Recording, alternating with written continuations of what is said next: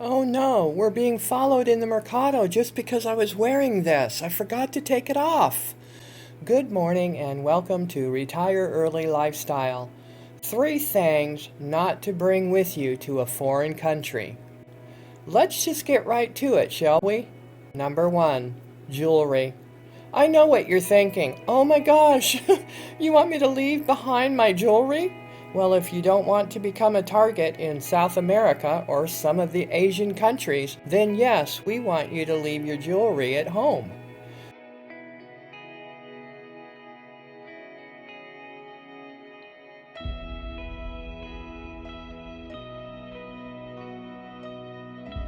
Wearing a simple silver wedding band is probably okay, maybe, but the big huge diamond is a no-no. Expensive watches are also targets. Thieves love those fake Rolexes too. It's a big industry in Latin America. Even costume jewelry is a no-no on a foreigner specifically, because on a foreigner it will be assumed that the jewelry is real, so that fake gold or even a gold-colored watch would be risky to wear. We've seen foreigners speaking English walking down the street sporting big diamond rings. Well, if you want a bullseye on your back, be my guest. But be warned, and here's why we're warning you. This is a personal story. One time I forgot to take my ring off, and Frank and I were standing at a vendor's produce stand in the biggest mercado in the city. And an untidy-looking man couldn't stop staring at my hand. His eyes were fixated on, guess what? Frank noticed him staring at my wedding diamond ring, and he quickly nudged me to move along rather quickly. The next thing I know, we were heading for the door, trying to get out of the maze of shoppers and food stalls without being followed. This is one of those uh-oh moments when, if your guard is down for one reason or another, or if you're a woman alone, you may have been harmed for your jewelry. The thieves work in gangs to accomplish their theft goals, and so we kept a very close eye on them as we, made a mad dash out of there. We looked around really good to make sure there were no other cronies standing around looking suspicious that would follow us out of the huge mercado. To make a long story short, no one else was staring our way, we were not followed, and that was that. We got lucky. Frank was pretty upset with me for wearing a diamond to the poor folks market.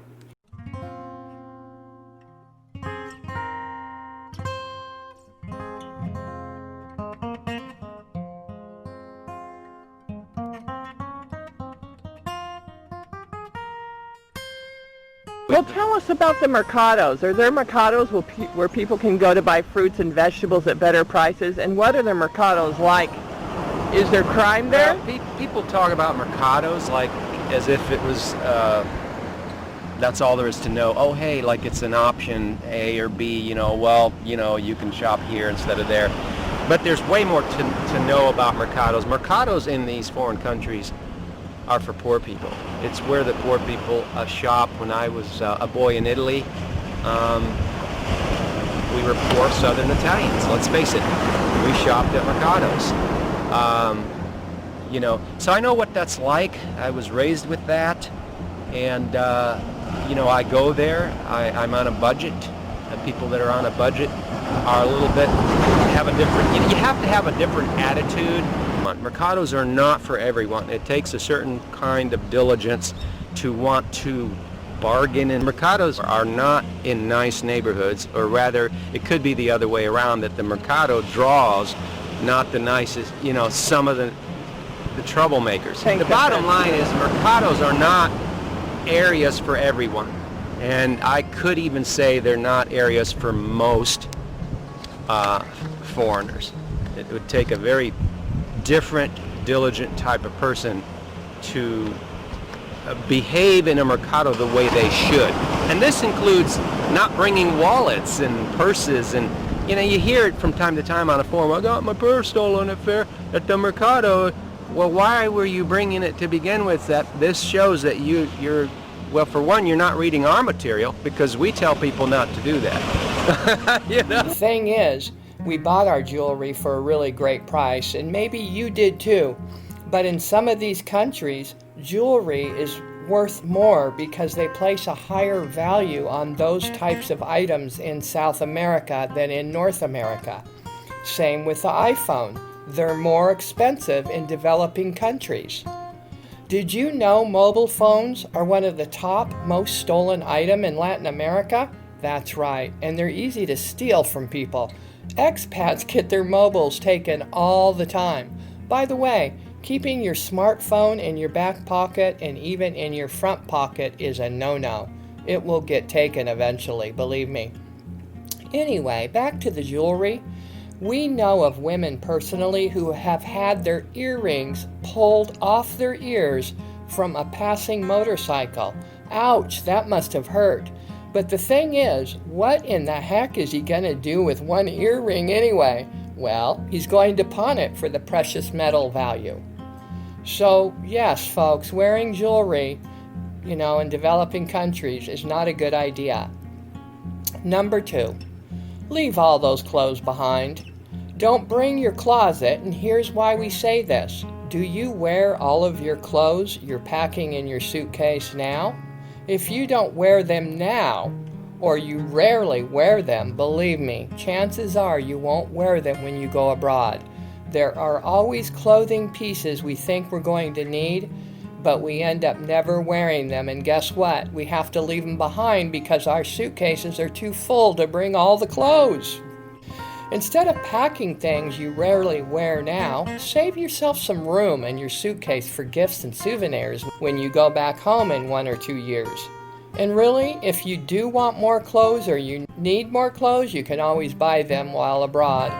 Even developing countries have malls and department stores, and you may even be pleasantly surprised to have some much needed room in your suitcase for them since you didn't bring all those clothes you never wear from home anyway. All right, number 3, leave behind the expectations. I know we talk a lot about this, but this is really important because we believe that people who bring along expectations with them when they go abroad will end up being more disappointed and end up even leaving sooner than they normally would. So this is the number 1 thing I hear expats say when they go check out a new foreign land. Here it is. You ready? It's not what I expected. Even with all the videos and all the vloggers sharing all of their experiences, it's still not what people expected when they go there. Imagine that.